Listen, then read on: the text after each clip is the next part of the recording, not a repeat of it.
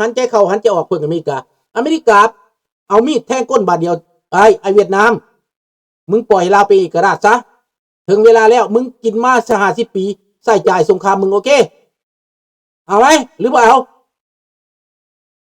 โตเร็วนั่นแหละการโตเร็วนะคือการผูกคอตัวเองนะไม่ได้เกี่ยวว่าเศรษฐกิจโตหรือไม่โตจะโตก็ไม่โตไม่เป็นไรไม่โตก็ไม่เป็นไรไม่ได้เกี่ยวกันถ้าอเมริกาบอกปล่อยลาวออกไปคนลาวเขาอยู่อเมริกานะคนลาวอยู่อเมริกาเขาเรียกร้องนะ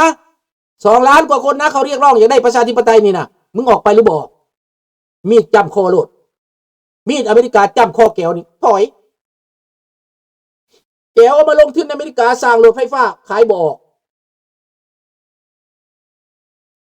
สินค้าที่แก้วมาอเมริกาเซาซื้อขายบอกจะเอาบ่ล่ะล่มจมมืดเลยอเมริกาบอกซื้อยนต์100 ลำ200 ลำก็ได้ซื้อมึงถอยต้องได้ถอยทุกสิ่งทุกอย่างเขาสั่งเลยต้องไปถ้าสั่นมึงขึ้นไปหาจีนขึ้นไปหาโซเวียตมึงเลือก2 ทาง1ไปหาจีนหาโซเวียตมึงไปถามว่าเวียดนามจะไปบ่ได้เศรษฐกิจผูกกับอเมริกาหมดแล้วคนเวียดนามใต้กำบทบาทการเมืองแล้ว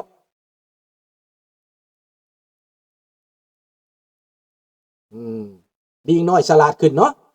เดี๋ยวนี้หลานชายค่อยฉลาดขึ้นในเดี๋ยวนี้นะ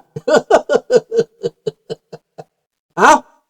หมดเท่านี้มื้อนี้นะเว้าความจริงออกมาน้อยเดียวบ่ได้เว้าเบิดคันเว้าเบิดมันก็เปิดความลับเนาะเว้าน้อยเดียวเนาะโอเคบายบายกุดไนท์ราตรีสวัสดิ์โชคดีลูกหลานทุกคนให้พวกเจ้าเจริญหุ่งและพวกเจ้าดีขึ้นเด้อชีวิตค่าครองชีพการดำรงชีวิต